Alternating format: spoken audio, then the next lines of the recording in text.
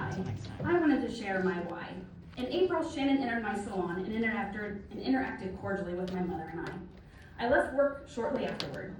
When I returned to work a few days later, 2 employees independently approached me to apologize for the way Shannon had spoken about my husband while I was gone. Based on those accounts, I began questioning her leadership and professionalism. That incident prompted me to look more closely at the direction of our village government. From that point forward, I began reviewing the village charter. I've been reviewing ordinances and the applicable laws to better understand how our local government is expected to operate. My concerns are based on those governing documents, not personal opinions.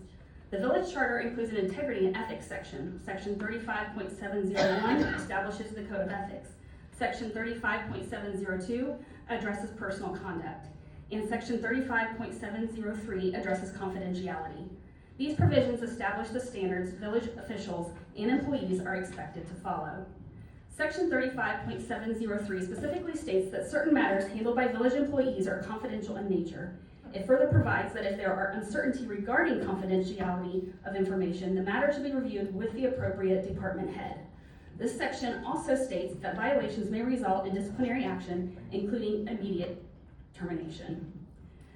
During a conversation with Shannon, Chief Kaiser explained that his OHID account contains personal information tied to his social security number, date of birth, address, and other sensitive identifying information. He also explained that his credentials provided access based on his position and authority. Those credentials are assigned to him individually and are not intended for use by anyone else.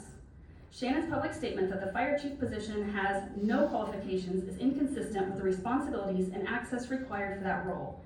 Fire chiefs must meet state and, where applicable, federal qualifications.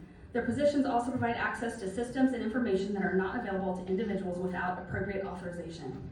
State and federal requirements governing OHID accounts are clear that these credentials are intended for use only by the individual to whom they are issued. Any unauthorized use creates potential security, legal, and compliance concerns. Those actions place both the account holder and the village at an unnecessary risk.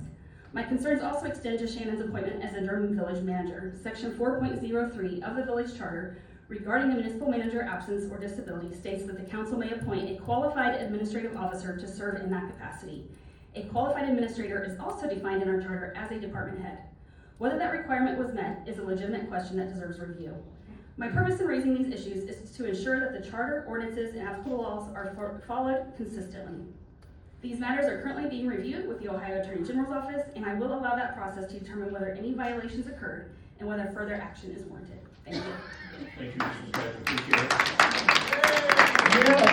Yeah.